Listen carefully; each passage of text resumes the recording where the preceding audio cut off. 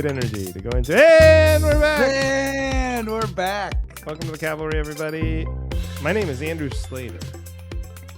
Hi, Andrew. I'm here with my co-host, Johnny Beaner. Johnny Beaner, how's it going? Oh my gosh, it's going really well. It's going really well. If you hear yelling in the background, it's me and Aaron have been losing our minds trying to parent this evening. Oh, Kids are yeah. nuts. You got to do that every day. That's what they don't tell you. You have to parent every day. I know. Even when you're gone. Yeah. And when you're gone, when you can't, and when you can't parent because you're gone, you fill that hole with guilt. Guilt and like still tasks, still like, because a lot of parenting's online now, like order this thing, register the kid into this class. Dude, there's a lot of like work that can be done from afar, but you don't get any credit for that. That's just like, that's like bare minimum stuff. Bare minimum just to survive being gone. That's like, God forbid you'd be like, I actually don't have time. I mean, unacceptable. Can you imagine? So yeah, you don't get credit for that. I'm not even saying that you should. I'm just saying it's thankless. And then, so it never stops. There's just always parenting, even when you're gone. That's what I'll say. Yeah. And Ginger's on a 2-week summer vacation, which you're laughing at because your kids are probably on like 3-month summer vacation. Well, Phoebe's a smooth transition into summer camp, which is daycare at the same place she would go to aftercare. Okay. Edie and Duncan. Edie's got like one camp coming up. It's a sports camp, but it's basically taken off the summer, and Duncan's got some different sports camps. Yeah. You got to get those camps. Got to have those camps. Got to do it. Got it. The only way to survive. Yeah. I wonder if, what do they even do anymore? Like every camp is themed, right? It's like basketball camp, soccer camp. Yep. Do they still even have like just camp where it's like, we're not even telling you what your kids are doing. They're going to, it's just camp. They're going out in the outside. woods. Yeah. And they're looking at rocks and stuff. And there's going to be no sport, no games, no sport. It's just survive. Camp is just like, without a theme, it's just like survive the week. It's like shitty daycare. Yeah. Because you're just outside and stuff. Right. Yeah. It's just like daycare before running water and electricity. Yeah. That's what we should do. We should start a daycare. Like that movie. There was a movie, Daddy Daycare. Did we talked about the have we talked about the Nate Bargatze movie? Breadwinner? The Breadwinner? No, we have not talked about it. Have you seen it? No, is it even out? Oh yeah, it's been out. Oh okay. I haven't seen it. I've only seen the trailer for it. And first of all, Nate, obviously, both of us, big fan. He's a very funny comedian. There's no denying it. Even if you're not a fan of him, you could just have to recognize the greatness, right? But it's not always, it just shows you how hard it is to make a movie. Because here's like the funniest guy. And maybe the movie's great. I haven't seen the movie. I haven't even seen reviews. But I'm guessing from the trailer, the reviews are not strong. Right. Because the trailer is like, every joke in the trailer is like, he's an idiot father, right? Right. Yeah. And he plays that in his act. But it's funny because when he plays it in his act, you're buying it. You're like, oh yeah, this is real. Yeah. And you're like, oh yeah, I could see him not knowing where, like he talks about a repairman coming over and like not knowing where the electrical box is. Like totally. I can relate to that. You know, and there's a lot of people who wouldn't know that. But like, he's literally like, there's a joke in the trailer where I just lost it. I was so mad because I'm just insulted as a father. Like, it's like, he's like, oh yeah, dads are so dumb or whatever. Yeah. He was looking at eggs. He's like, how am I supposed to know what eggs to buy? It's like, what are you talking about? You don't know how to buy eggs? It's like they're priced differently. And then they're in different quantities. But there's like, of course, there's a lot of varieties, but who gives a shit? Just pick some eggs and buy some eggs. He was paralyzed by eggs. And I was like, even if you're the primary egg buyer in the family, you can figure it out in a pinch just by having common sense. First of all, I feel like every dad does the same thing in that move. They just look for the cheapest. Yep. You don't even look for the cheapest. You look for like the cheapest per egg. So you'd Yeah. get 24 eggs if it's like, Right. 13 cents an egg or whatever. Exactly. And then when your wife says, "Are they organic?" you just say they were out. Yeah, they were Yeah. out. Those chickens, they were free. Not like they were out. They didn't have any organic ones. Heidi bought Heidi bought eggs the other day, and her eggs. Whenever she buys eggs, you open it, and Mhm. there's a little storybook in the egg carton about the Oh chickens. boy. And then I'm like, Oh boy. those are overpriced eggs. If there's a book Yeah. that comes with it, that's a. And she's like, Those that was the chickens had cheapest. those chickens had names. Yeah, and she goes, Nah. that was the cheapest. Those were the cheapest eggs. I was like, there's just no way. There's no way those were the cheapest. She didn't look hard enough. No, you got to ask for the back. Okay. I gotta ask. This was a discussion topic that got added, I don't know, yesterday to my list. Oh.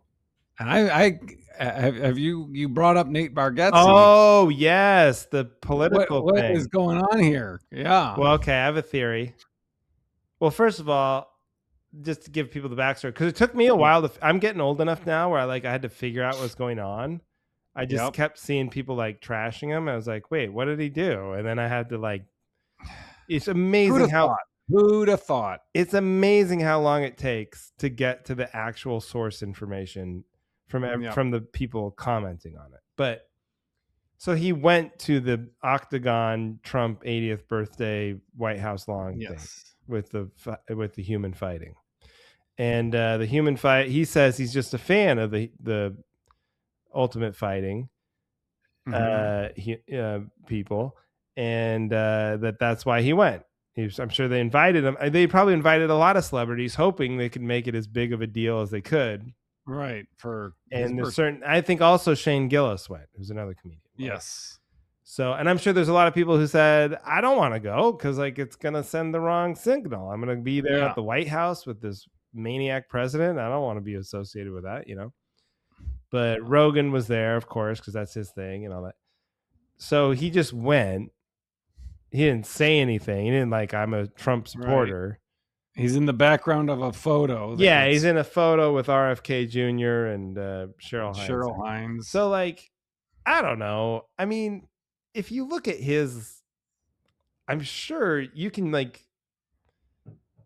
feel like I have a superpower. I can tell people's political leanings immediately without them talking even. Sure. But you don't even have to have that with him. Here's a guy, he left New York to move to Nashville because he didn't want to raise his kids in New York. It's okay, that's interesting.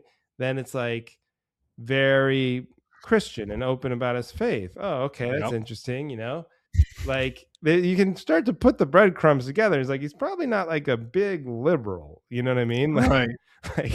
He's not a big fan of Hollywood. He wants to make all his projects in Nashville. It's you start to add things up, and it's pretty clear.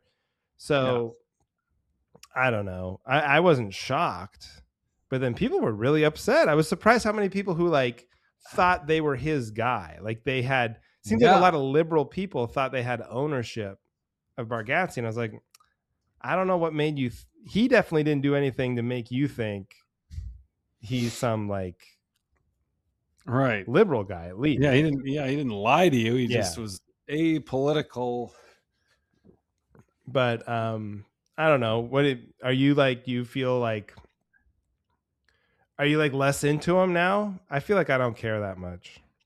I mean, I'm just still, because I just saw this picture yesterday and I was like, oh, okay, oh boy, wow. And then I just start digging now. Just from that, my algorithm is just flooded with Nate stories, Nate headlines, and it's as I'm going through my thing, I'm like, oh, if this is everyone's phone, he's done. All the comments and everything is oh, you're, I was a big fan, thumbs down. I'm going, come on, everyone, let's thumbs down all of Nate's, specials. And that's, but oh, I could have called it. And everyone's commenting, oh, I could have called it. I knew as soon as I heard his Southern drawl, I was like, well, that's kind of, I know, that's not the way, hypocritical right there. People are ridiculous. And also dude, give it a week. I'm not even going to say a week. Give it 48 hours. No one's talking about this. Yeah, what do you think he's doing right now? I mean, He's It's not not like he even. has a team. I mean, he's huge, but it's It's not not like even like a I don't know. situation where like who was it that I was like, oh, they're gonna have to move to. Oh, there was somebody recent. Oh, the woman. Were you following that story about like Diana Rossini and Mike Vrabel, the football I don't coach and the know. NFL reporter? Because they had like an Oh yeah, you affair. told me about that. Yeah. Yeah. So like she's gonna have to like just go to an island, turn her phone off for like a month. But by the time the football season starts, everybody's gonna move on and she'll be fine. Nate, Yeah. he would just have to. He's just gonna have to turn his phone off for like 12 hours. Just don't Google your name for 12 hours. People are gonna move on. Like that's how fast people move on now. And this is he didn't do anything like wrong, really. Even like I wouldn't have gone, because I'm pretty outspoken that the president's a Yeah. maniac and he's doing a Oh lot yeah. of harm. But uh, Yeah. Yeah. what I mean, it I don't know. I was like putting myself in his shoes. I was yeah. like, I don't think he's got. I don't think it's gonna cost him one dime. Put it that way. If anything, there's going to be 90% of the people just aren't going to pay attention. That's like it's yeah. just the people online, really online, paying attention. 90% of the people aren't even going to know that this happened. They're going to be like, we're comedians. I'm a comedian. I had to like do some research to find out I why know. other comedians were mad at him. Right? That's why when you started talking about him all nonchalantly and not bringing that up, I was like, did I self-inflict my own algorithm like Yeah. just I by mean, digging? so like 90% of the people aren't even going to know. The 10% of the people who are going to like boycott him are going to cave in 2 weeks. Yeah. And then the other people, the Trumpy people who love him, they're gonna like double down. Yeah. You know what I He's mean? one of us. So I bet he Yeah. doesn't even address it and just moves on with his life, and everyone else will too. Yeah. But uh, it's man, it kind of shows you how unpopular the president is at this moment because it's like if that had happened like right at the beginning of his first term, I don't think people would have even like had the backlash. People are like more mad now, I think, than they Right. were. Oh yeah. You I forget mean, how it's just like getting worse every day. how accepted he was at the beginning when he was first the second term. He was like Right. very popular. Like everybody was like, "Oh yeah, Trump." They were like openly ride or die for Trump. And that's like not how it is right now. Did I tell you about my son's coach? I said something about try. He was describing someone's yard. I was like, oh, I was doing a thing in this neighborhood, and someone had all their trunk like a cardboard cutout stand. He was like, well, hey, I don't know if I'm the guy to be talking to about that because Trump is my guy. And I was like, oh. He's He's the like, coach. you The want to get coach, into it? dude. And I was like, oh, yeah. I was not this year, but last year was Yeah.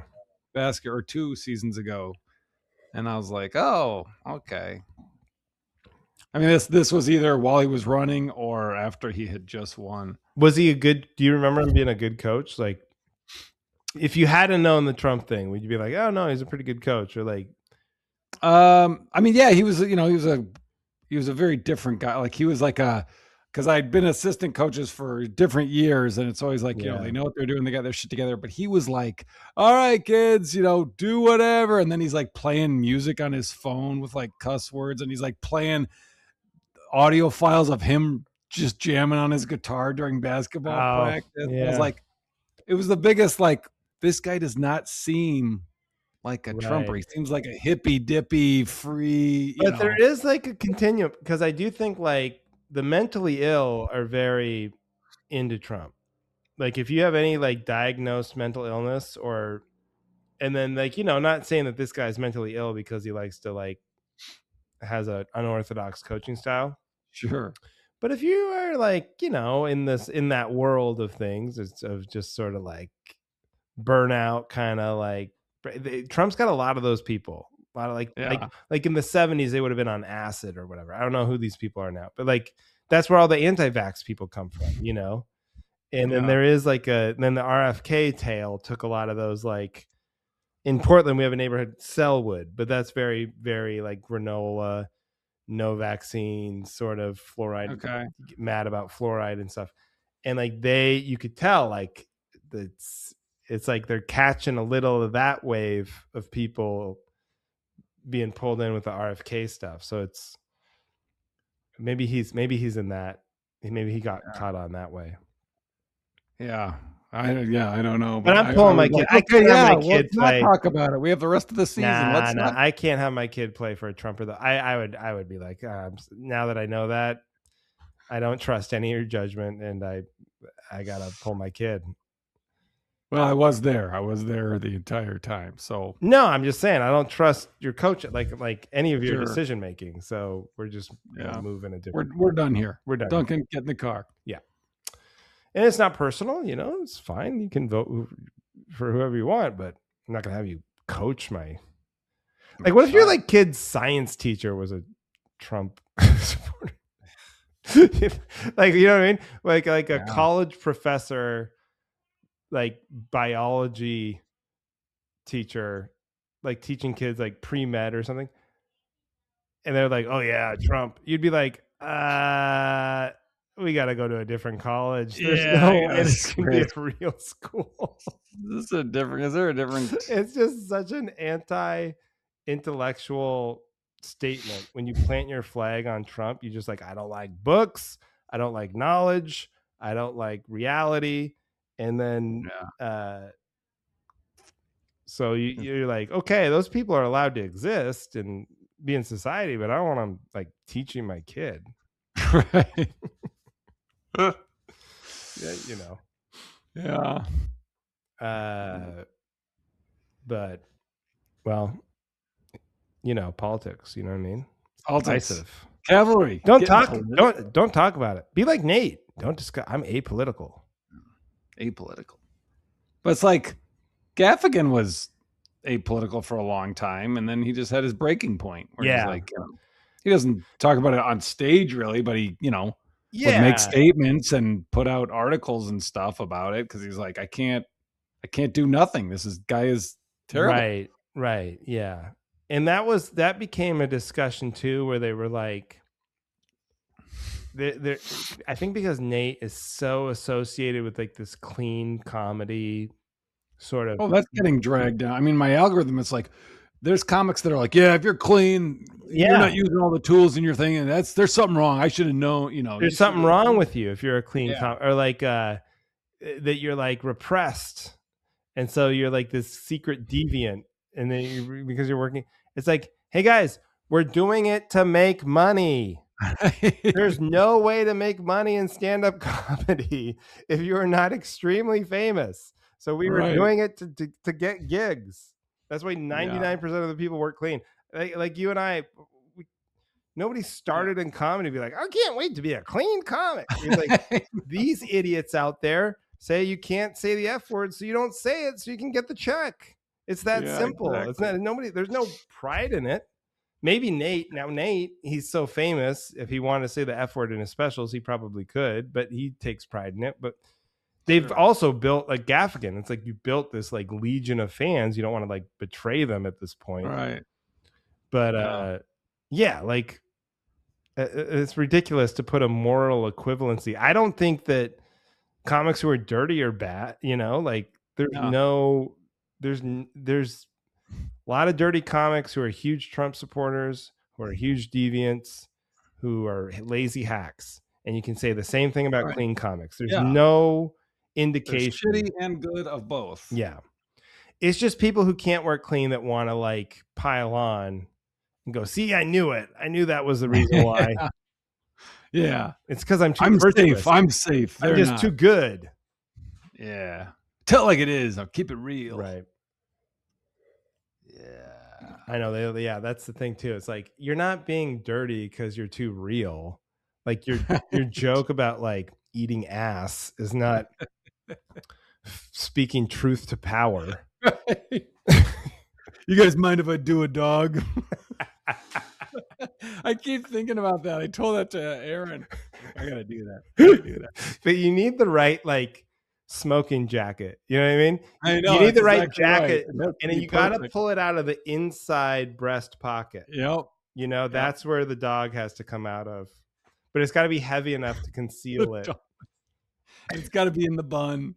It's already got to be in a bun so that you can hit it and slide the dog a little down. Did the mic pick that up? For you those you listening at home, am I doing good Foley work?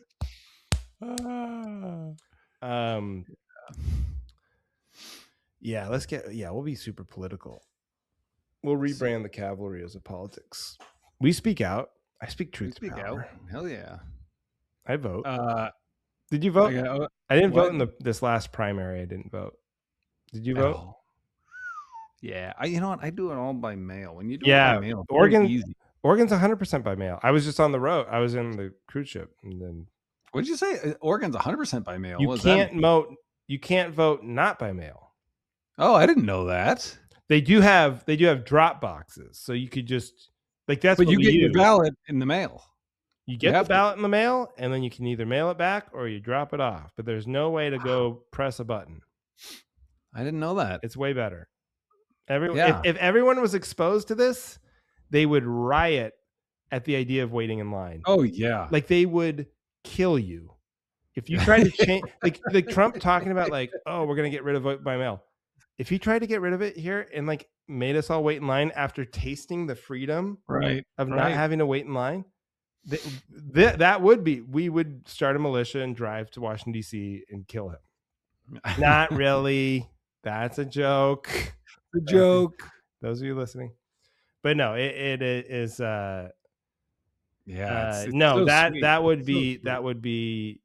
It's so much better. It's crazy. Yeah. And there's a drop box right by a McDonald's by our house. So bonus for you.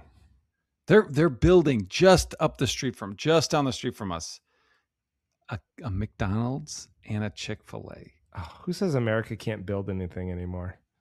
Oh my God. I mean, I don't like that because they're building them at the same time, competing with each other, just they're right next to each other. They're going to be right next to each other. The sign, it was all, I don't know what it was. You know what? I bet it's the same guy. Same guy owns both. You can own franchises. Could be. And he's it's going to be there's a bank, a community bank, a car wash, Chick-fil-A, and McDonald's all going up in this little area. They're whatever the word is, developing. That was just open space. How exciting. It's too tempting. I don't need temptation that close. What would you do? I mean, I just go to Chick-fil-A nine times. Chick-fil-A is always going to beat McDonald's for me. There's nothing McDonald's has. Well, what about the principles of we're not supposed to be eating Chick-fil-A? Oh, you're still on that? That blew over, man. I mean, we're talking about Nate Bargatze now. We moved on. We moved on. I thought they atoned for that somehow. I don't know. That's just what you have to tell yourself. You want to watch the new Louis C.K. special? You just have to be yeah, didn't he apologize? I'm pretty sure he apologized. And then you just have to say that to yourself. Yeah. Oh, I thought I thought he apologized. My bad. Pretty sure he apologized. Anyway, I thought they gave money to the gay people. Well, that'll be the test. What if I were a Democratic politician, or let's say the next Democratic president, when it's their birthday, and then they have a giant, what's the Democratic version of UFC? A giant poetry reading. Yeah, a gay pride poetry reading on the White House on the lawn. Yeah, and then they should make a big deal about we invited Nate Bargatze. So where are you, Nate? Here's his chance to show you that he's apolitical. You better show up to our gay pride poetry reading. Yeah. Oh. Yeah, that I mean, it's almost like it's being scripted to let's see how close to idiocracy we can make it, in real life. Having the actual Roman Empire downfall. Now we're doing human fighting on the Capitol's. Right. Yeah, a UFC fight on the. They should have done it to the death. They should have leaned in harder. You know what? Normally UFC, obviously we have rules and health. Trump pushed out on his birthday. Tap outs and stuff. But for this one time, since this is all very symbolic of where this is all heading, these fights are going to be gladiator fights to the death. And if For some reason, one fighter doesn't kill the other. We're going to release lions into the pit. Yep. Very hungry lions who will then put on pay-per-view, eat them alive. And maybe Trump will wake up for that when the lions come in. He's like sleeping the whole time. They're like nudging him. Hey, the lions. You're going to like this part. Wake up. Like this part. Go back to sleep in just a minute. Big fat idiot.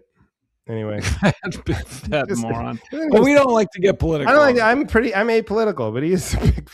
You don't have to be political to say he's a big fat idiot. Right, he is. He's big. He's like 6. Isn't he like 6'3" or something? I don't know. He's tremendously fat. No, and he's obvious. I think even his supporters would say he's an idiot. Yeah. So there you go. There you go. He's a big fat idiot. Can I tell you something funny that happened at Duncan's game the other day? Yeah.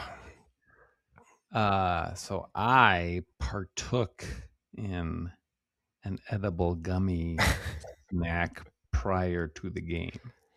Okay. And it really made it nice. It was just, I was in a good mood. The weather was great. It was cool out, slight breeze. It wasn't too hot. It was just, I was just happy. And then it like kind of peaked in the middle of the game. And there was one point. So they have it where it's, the two teams, the home team, the guest team, there's a set of bleachers on each one. Yeah. So you sit by your team. And I got a little confused at one point, and there was a really close play where they tagged him out. He was sliding into home. They tagged him out, and it was us. And for some reason, I thought we were on defense. I'm just so used to, and I was like, yeah! Oh, no. And like these parents are they all know all the kids' names. They're all very supportive. They're all like, oh, Duncan, good pit, And Erin turned next to me and she was like, what are you doing? And I just immediately, I was like, what? And I just got all red and I was like, oh, fuck. It was pretty embarrassing, but it was pretty funny. She did laugh because she knew, oh my God, you should have been like, hey, sorry guys, I'm really high. Okay, so. Hey, they're kids. Come on. Kids. Settle down. It's a game. Hey, it's a game. Take it easy. I'm high. It's a game. You guys should we should all get high. What, am I the only one here high? At this kid's ballpark. Ginger had oh my God. So she had these 2 dance recitals back to back. She's in these 2 different classes. And one of them is in Portland. The one in Portland, it's a very small operation. It's really nice. She did a Latin dance class there, and most of the kids were older than her, but they let her into it, and she had a lot of fun. She dresses up in like the red dress with the teachers. They're all matching, and it was great. And it was so cute. And it was just low key. Sure. The whole thing, the whole recital, because they had multiple classes go. The whole recital was probably like 30 minutes, right? Okay. She also goes to this one. So then the next weekend, and I got to go to both, which is so rare that I'm in town to do both. So I was so excited. Yeah. But the next weekend, she does this other one out in the suburbs in a town called Beaverton. Okay. And this is like they go from like 3-year-olds to 18, and they do like competitive dance, and they have all sorts of different classes and styles and contemporary and jazz and everything. And the energy of that one, they rented out this huge it was a high school auditorium, but it's a 3-hour show. 3 hours. She's going on once, Ginger. Oh, in a 3-hour show. How long is she on? 3 minutes. Oh, so 3 hours, 3 minutes, and they do 2 shows. 2 shows. The same show twice? Same show twice, because they figure, some parents can't go at this time, so we do it 2 shows. And you can't be expected. $30 a ticket. No. parents. Wait a minute. Sorry. Is this through the school? What is this through? No, this is a private. It's called MVP Dance. It's a private Okay. thing. They charge $30 a ticket, whether you're a parent or not. So my parents came down to watch. I felt so like secondhand, like, hey, I didn't know it was gonna be 3 hours, you know. So they're like, my mom and dad, they're like falling asleep. It felt like an open mic because she's like, okay, she's on 29th. So how Oh, no. how many more? Oh, And that's just so, brutal. and there's just all these groups there, and these kids I can't do it. Like I know they're very talented. I will say this is probably like the best dance group in this It area. doesn't matter. It doesn't Cool. matter. Who cares? And they're doing like high level flips and moves. I mean, it's very impressive, a lot of it. But they also do these like contemporary solo, and it's so angsty and emotional, and it's all like and it's like my heart and I'm being pulled and come back and pulled and come back, and you're like, what happened to you? What's happened in your life growing out in the suburbs in Oregon? They're like 16 and they're like, oh, my heart. It's like, where they cancel Paw Patrol? What happened to you? You know, what's been so bad in your life? So they have all this emotion, you know. It's so ridiculous. And then rubble. So then finally Ginger gets out there, and it's like little chicks are calling, and you should ballet shoes. It's great. It's very cute, and she's a star. She's amazing. She's gonna be a big star, of course. I believe it. But then it's 3 hours. So you're like, dude, my kid's 5. Yeah, and she's just backstage. And then they don't want parents backstage. Just like, she's just gonna hang out back there 3 hours by herself. Daycare in the locker room. Basically, kind of had like, they're like, oh, we got volunteer parents, but we don't want you back there and all this stuff. So we're like, I don't know. It's been so long. We're gonna just go back there and get her.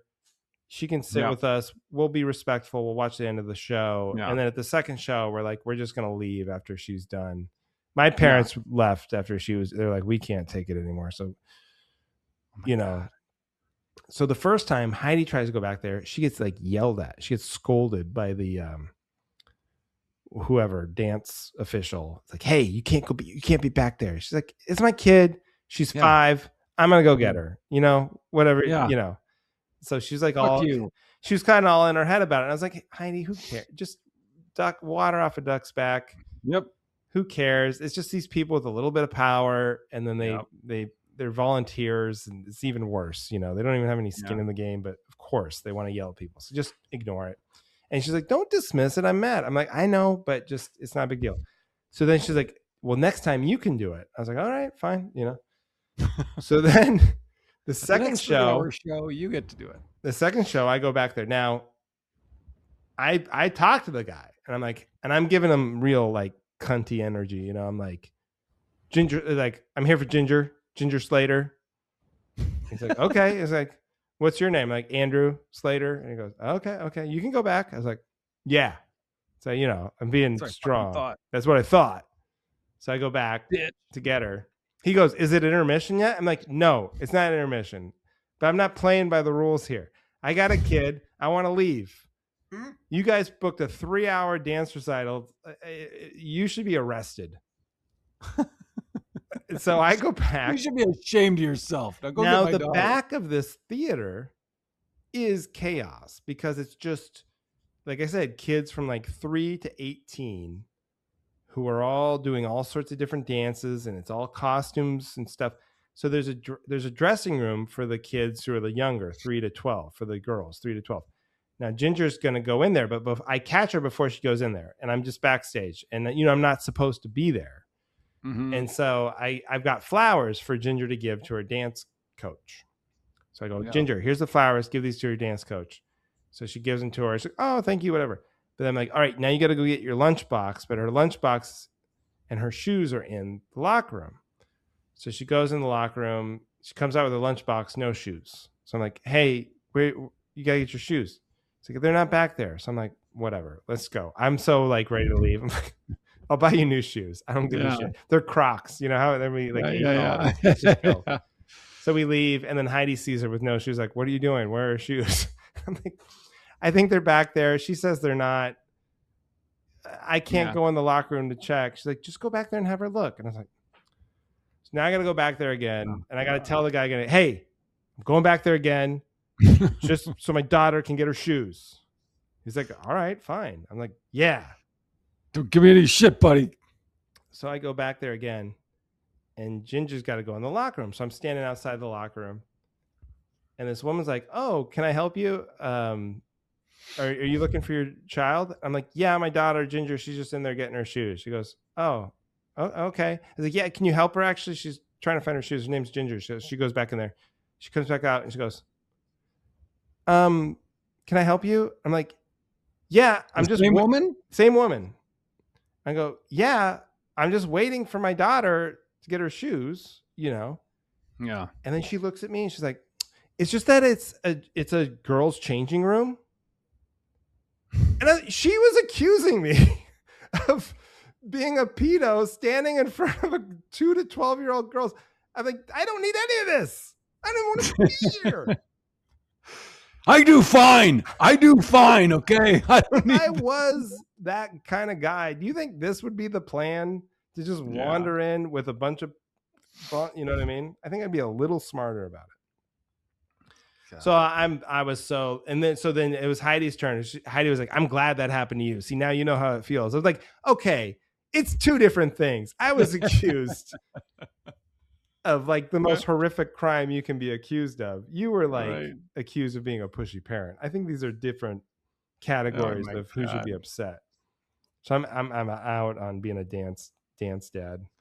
See that's crazy. Like Phoebe did a dance thing and it was long, whatever. But it sounds to me like it's a grift. Like they just have to accept no one's doing this twice. We just have to get everyone to do it once because there's no repeat business. The only way you're a repeat is if your kid gets like converted into the system, and then it's like volleyball or track or something where you start to think like, oh, I think she could do it. I think she could be like go to get a scholarship. I think they all think. But then compare and contrast. So this one in Portland, the one in the city, like again, small fit, they had a professional videographer, a professional photographer, and they were like, hey, just email us and we'll give you the pictures. We'll give you the video. No problem. They were like, this one, they're like, no. And they didn't say you couldn't take your own photos. Or they're like, of course you can video and tape if you want, but we'll also film this and photograph this. This MVP one, they're charging $30 a ticket. They were like, you could upgrade to like snack packs. You could buy flour. They were selling, it was like Costco. They were selling tires and like home insurance, you know? And then travel. Then they were like, no flash photography or video taking of any kind for the safety of our performers. I'm like, get out of here, the safety. I'm going to paralyze a kid with my video camera. Are you nuts? And then he goes, but good news, we have a professional videographer and we can sell you the tape after. Oh, good. Oh, thank God. So yes, you're right. I want to watch the 3-hour thing for a third time. It is a total you're just watching the other kids. Then I would be a little nervous about you. But yeah, a total grift, and just it's disgusting the amount of money they're trying to suck out of parents. Like, can we just take it easy? You know, like, and you're paying tuition. I mean, you're paying for this anyway. Yeah, like this is all on top of the tuition I'm paying. Like, do they charge? Maybe you know this. Maybe Aaron would know this, but like for like graduations, do they charge for tickets at schools? I don't. They at least give the parents free tickets for that, right? I would think so. Yeah. Who would crash a graduation? Well, I don't. There's like scalpers out there. Yeah. Anyway. Oh man. So that's my discussion point. But I was like, it was a weird long day. I'll say that. And you know what? It was horrible because the 3 minutes she was up there, it's like magical watching your kid on a big stage in front of like hundreds of people. You're like, it's pretty cool. And she does her little dance. It's very cute, you know? Yeah. But the rest of it was like, oh, this is exhausting. It really felt like a long open mic where you're like, in your Oh head, you're God. counting people. You're like, okay, that was 17. That means there's 12 more. It's 3 minutes a Yeah. person. I can do this. Do you remember You those start to days? freak out, and you're like, I'm not even a claustrophobic person, but I feel like the walls. I got to get Yeah, out of yeah, here. yeah. Like, I You don't know if gotta I go to can the make. bath. That's the thing. You couldn't really even get up and go to the bathroom because it's like, it's very Yeah, obvious in a dark theater when people are like, yeah. Good God. yeah. Well, hey, I bet you didn't know this. We've got a listener We do. topic. We do. Kyle? Kyle's Kyle, back. old reliable. Thank God. I Should haven't we get heard from into him. topics? Let's hear it. All right, here's this one is Kyle's. Okay. It's called No Mercy for the Poor Planners. Oh my gosh, this is so fitting after your story. If you show up late to an event like a movie or your child's kindergarten graduation, don't expect me to scoot down a few seats so that your family can sit together. Nothing irritates me more than someone showing up super late, sometimes when an event has already started, and I am distracted from what I'm watching by some stupid moron. Hey, excuse me, would you mind scooting down so that we can sit together? Yes, I do mind. Why should I give up my prime real estate in the middle of with a perfect view because someone else plans poorly and shows up later? Also, people that book seats close to me in an almost empty movie theater are weirdos. They should leave a Yeah. buffer of a couple seats, rows, especially not even the same row as me. There's no reason to book a seat right next to somebody else when there's plenty of room. I don't want to be forced to share an armrest with someone, and there's no need to in the first place. Thanks for always keeping America laughing, boys. Oh, Yeah. that sounds like a Pep Boys thing. I think this is dependent on the event. I'm with him for the most part. I'm gonna back up our friend Kyle. For sure. Let's go backwards. For sure, the movie theater. I think there's some psychology to like when you're okay. So when you're at a movie and like, I feel like the types of movies we go to a lot of. You actually go to a lot of like crowded movie theaters. I never do. By the time I see movies now, it's usually a matinee. It's usually like a week or two later when it's empty. Sure. But there is like, so they turn the thing around to you and you go, okay, where do I want to sit? And it takes a second to like orient yourself to like Where the screen's up screen here. is. Yep. Okay, so this is the first section. This is like the balcony. This is where the railing's at. These are handicap seats. Like, okay, I want to be kind of behind. But then like you do see a little cluster and you're like, oh, I should probably be near the like there's a little bit like you gotta like be like an iconoclast to go, I'm gonna go way over here. Like, cause like that they must know something to pick these seats. You want to be not too close, but you want to be like you're like somewhere near the cluster is the instinct I think a lot of people have. I don't think I have that instinct. So you go just as far away from people as I think I feel like I've been to enough movie theaters in my day. I'm going to go rogue. I'm going to go in this open space where no one's near me. Because the truth is, it doesn't really matter that much. As long as you're not in the front row. Most of the seats are pretty good. Yeah. Yeah. And also, a lot of the theaters, just with how theaters are now, they're like, well, we're not selling out theaters, so let's make couch it, so now you have a recliner. Yeah, right. So even if you are next to someone, they're still fairly far away from you. Right. Sometimes there's like two armrests. It is like the opposite of the airlines. Like if you look at movie theater seats 50 years ago, they probably would be like abysmal. Right. Whereas an airline, you'd be like, oh my God, this would be a dream to sit in a 1970s airline seat.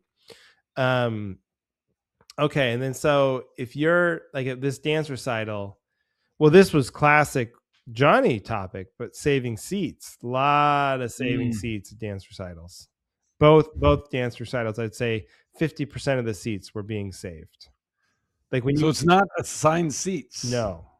Oh, okay. Phoebe's it was. It's like at the ticket. It's like it's a theater, so here's your row and your blah blah. No. It was general admission, so there was easily you would like think you saw open seat and there'd be like a hat on it or sure yeah. So I would say Stand your ground, and people don't need to sit together. No, you're What are you watching gonna it. talk? Yeah, exactly. What are you gonna You're not allowed to talk for the safety of the children, so it doesn't matter. for the Right? safety of the children, of our performers? Right. Our performers. That's the other thing that pissed me off is the PA guy was like the acting coach in the studio, and he was like, I think he does clown or something. So he's like putting in all these jokes. Like, we're not in the mood for jokes. This is a 3-hour show. Just We're all tighten it pissed up. off, asshole. Just say what you need to say and get us out of here. Yeah. What I will say for Kyle's thing, like, yeah, you because I like the edge. If I get there early, I'm like, all right, I got the aisle seat. If they want to come, can we sit together? Oh, sure. Come on, everybody scoot here. They want to sit together in the fucking middle. So Yeah. they're gonna crawl through us once, and then they're gonna be stuck in the middle. I'm not sliding down because you're 10 minutes late. So this is what happened.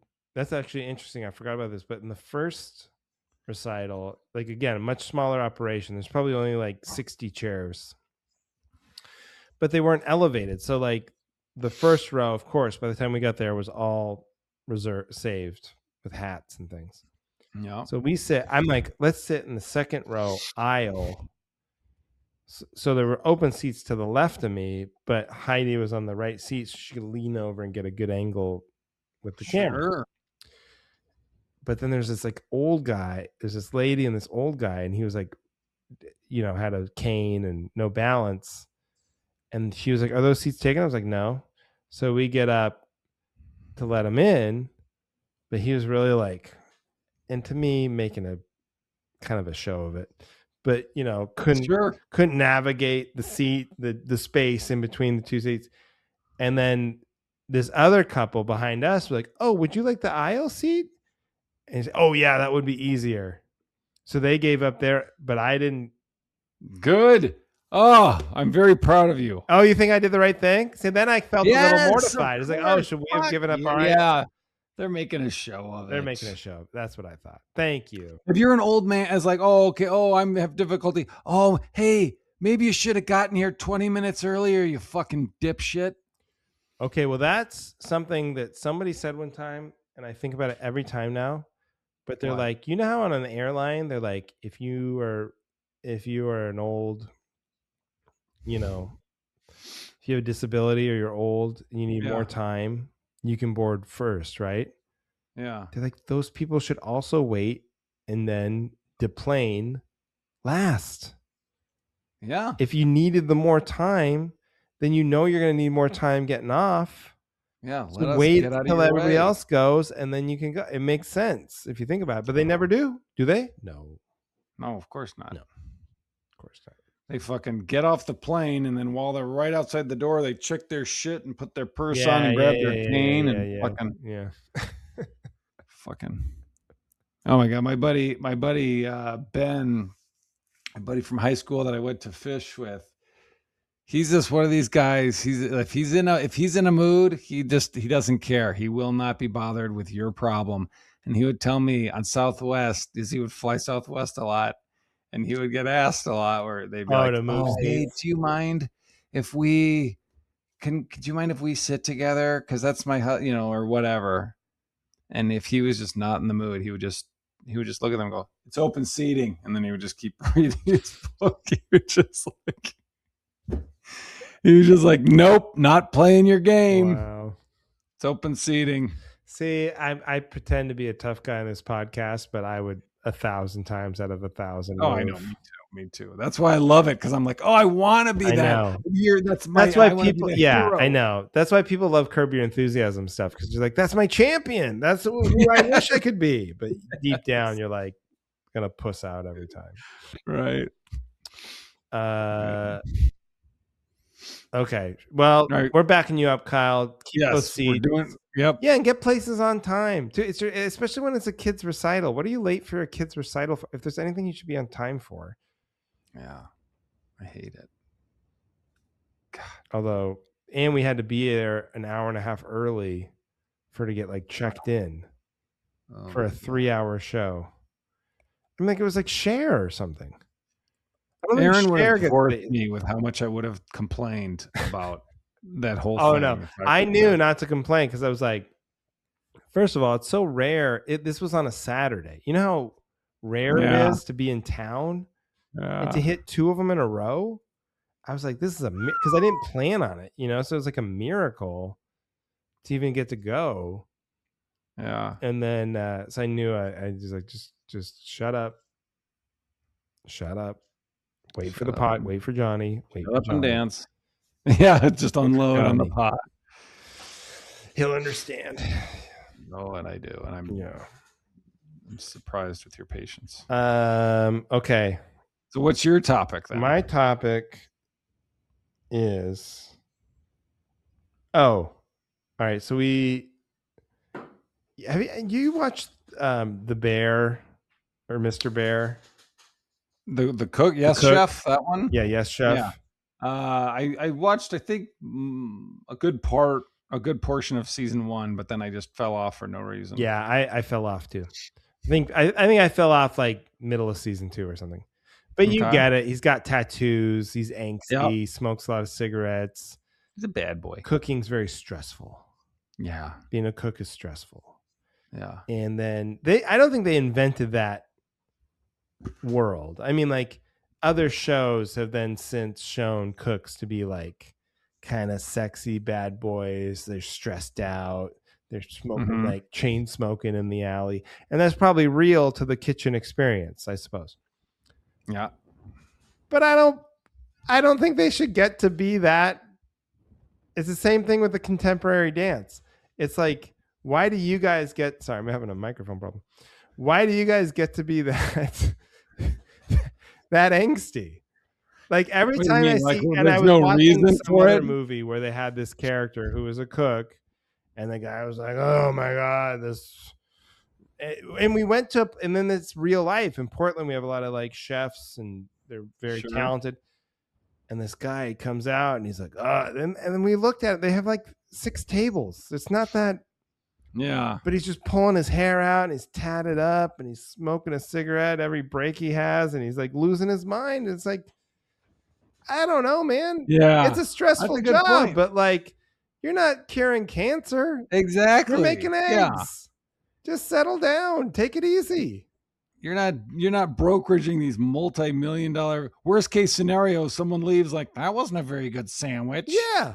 It's no big deal. Just really, you're not like the president of some but they all act like they have PTSD and they've been through a war or something. It's like, I'm not buying it. And anytime now I see a show and that's like that's the conceit, is that it's like stressed out chef. I'm like, nah, I don't know. Just at the end of the day, you're going home, whether you had a good day or a bad day, it's irrelevant. You're done with work. You know who else is a great chef? Barefoot Contessa. And she's just there smiling, drinking vodka. Who's Barefoot Contessa? You don't know Barefoot Contessa? Oh, you should look her up. She's a show? Yeah, it's a show. I forget her real name. She's like it's like a cooking show. Okay. And she's just this like pleasant lady who lives in the Hamptons in New York, and she drinks a lot and she cooks a lot of good food, and she's like kind of, not like specifically very like,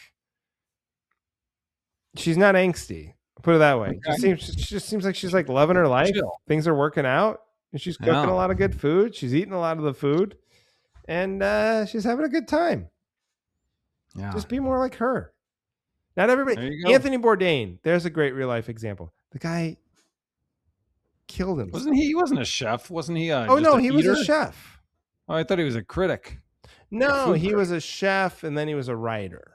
But he was a chef first. And he said he had every job in the restaurant business. That's how that show started.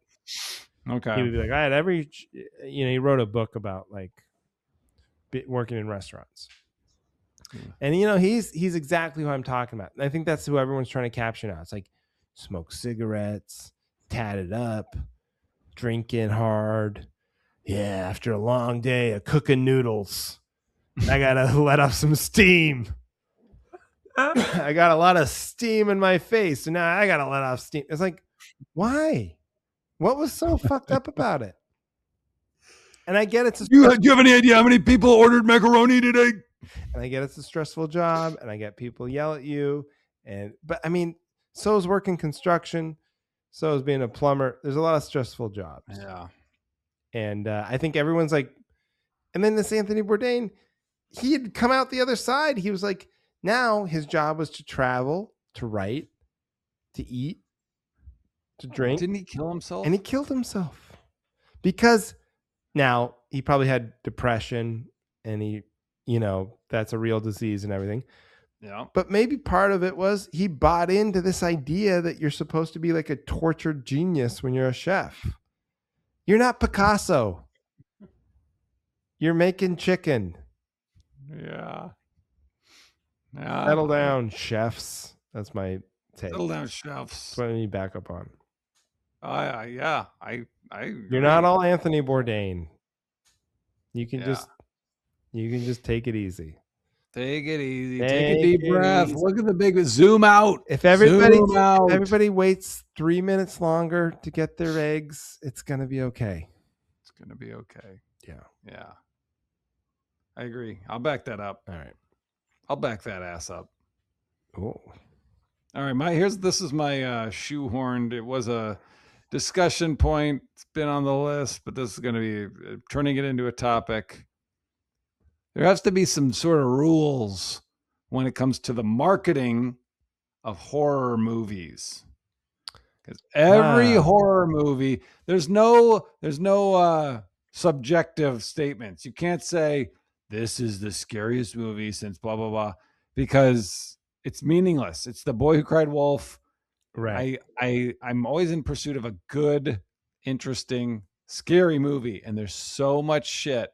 You can't just say this is the one. This is not since The Exorcist has the Yeah. Well, that's the it's one so people hold easy up. to amp up a horror one. What? The Exorcist is the one that gets held up.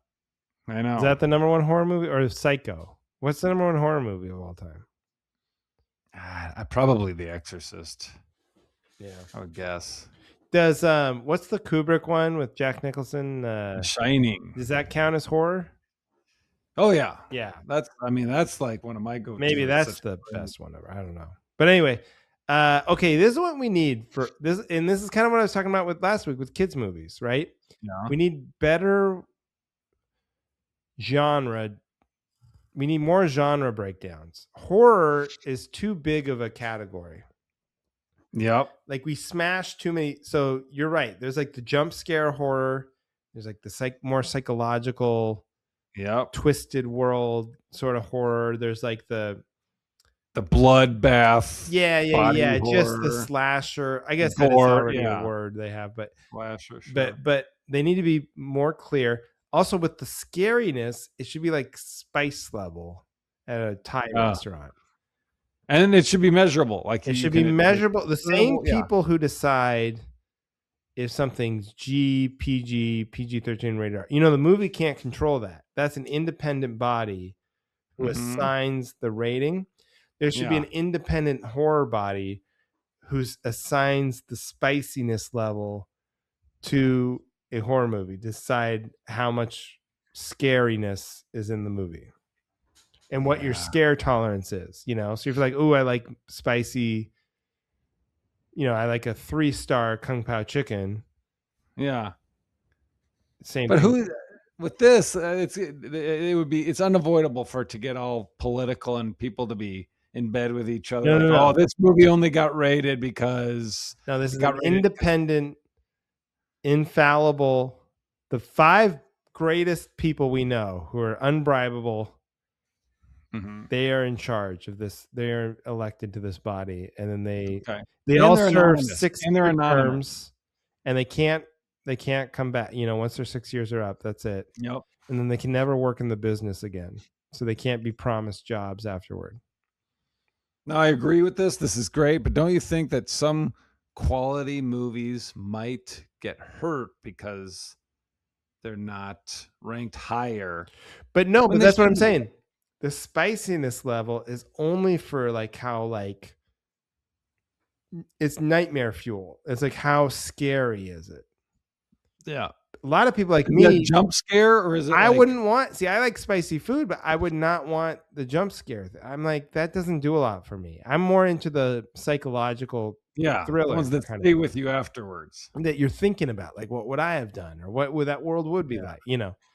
And so I would use that rating to go, oh, this movie only has a 1, but they're still calling it a horror movie, and it's got good reviews. That's interesting to me. I'd be like, oh, I might act like it. You know, I don't know what's the horror movie out right now that everybody. Either Obsession or Backrooms. So Backrooms considered horror. Yeah, but that's like my favorite kind because it's like there's not really jump scares. It's just like Yeah, fucked up exactly. weird. See, that's what I It's mean. That would have a 1, yeah. but then I'd go, oh, but everybody likes it and only has a 1. That's probably a good movie for me to Yeah. see. Yeah. Okay. They have to be specific criteria. Yeah, I think that's what they need. Spicy level. They need a better. People are just lazy and they want to label everything under big umbrellas all the time. Yep. Because it's like horror and then like franchise stuff. Those are the only 2 movies that like do well anymore. What do you mean? What, franchises and horrors? Yeah, that's the only type Yeah. of movie can get made into theaters anymore. Yeah. And so, have you seen this Disclosure Day yet? No, but Aaron's taking Duncan and Edie tomorrow. Oh, And I'm not going, but why not? I do want to see it.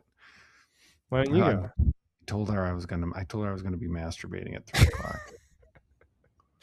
And you said that first, and then she's like, "Oh, that's too bad because I was gonna go to Disclosure Day," and you're like, "You can't pretend like." But I know you've already got your plan, so. Well, I could move some things around. No. I wouldn't want you to change your plans.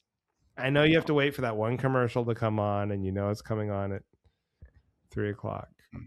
Because you know you like that actress. Yeah, from that tomorrow I that Dove body lotion right commercial comes on at 3:00. Same time every day. Yeah, kids, you gotta go play outside. Daddy needs his TV time. Are you gonna see it? I would love to see it. I don't know when I would. Ginger's off for 2 weeks and I'm home, so it's a lot of like we're doing a lot of filling up the day. Sure. But I don't think she would like it. Yeah, I don't know. Yeah. It's not really a kids movie. They do this thing where it's like $1 kids movie. They're like second run movies, but Regal does this thing during the summer where it's like $1. So she could have gone to see K-pop Demon Hunter today at 11 for $1. Wow. That would have been worth it. Instead, we went to the Science Center for $38. I was like, which one do you want to do? You probably learned more. I gave her the choice. I was like, hey, we can either go to this or we can go to the OMSI. And she chose the Science Center. It's because she got those glasses. Dork ass. Feels like she didn't even wear them. I think they're losing their the first day she couldn't wait to wear them, and I think she's like actively forgetting to wear them a lot. Yeah. I don't know. I'm gonna start forcing it. I'm like, hey, you better wear those goddamn glasses. How did you guys figure out she needed glasses? The doctor told at one of her checkups. Heidi had this weird hang up about it because she was like, she thinks her eyesight's all screwed up because when she turned 10, she was just like looking for like a new look. So she like felt like she like lied her way into glasses. And then it screwed up her eyes. And to this day, her like eyesight's really, so she has contacts. But I was like, I don't think Ginger did that. I mean, first of all, the doctor, just a regular doctor visit, they do the eye test. And she was like, you might want to see a eye doctor. Oh, okay. So then we scheduled the eye doctor. And so independently, they also were like, did the eye test. And then they put her eyes in the big machine thing. Yeah. And they're like, oh, yeah, she needs glasses. So I'm like, I think she needs glasses. Like, I just, Yeah. So okay. That's funny. But everyone keeps asking us that. Like, how do you even know she needs them? It's like, I didn't just make a call. I wasn't just like, yeah, this fucking kid can't see shit. Try glasses. Yeah. Like I waited for a doctor to tell me. Yeah, she's old enough where she could be like, hey, I can't see. Yeah, I mean, I think it's a very slight. They're like, she doesn't really need him playing or running around. She's like, at school or watching TV, they might help things seem sharper. Yeah. So, I want her to be able to read. Right. It's important. Seems important. But anyway. I'm trying to think. I don't know when Edie had to get them and it was young, and people would ask that all the time. But Edie's were because his eyes would like cry. And if like he takes off his glasses, it's weird. Oh, really? They start to business.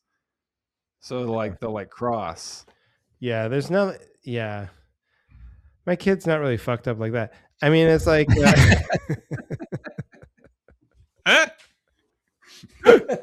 This is different. Okay, don't compare. Don't try to handicap. Oh, hey, we're all alike. Nah. Don't drag mine into that. No, I don't know. Who knows? All right, that's it, everybody. Thank you for listening to the Cavalry long episode today. If you want to be like Kyle, you know what? You can go on to Apple Reviews, leave a 5-star review with your topic, what you need backup on, and we'll say it on the air. We will. Or you can join the Patreon and send us a message on there, and then you can also get backed up on the show. So thanks for listening, and we'll see you next week on the Cavalry.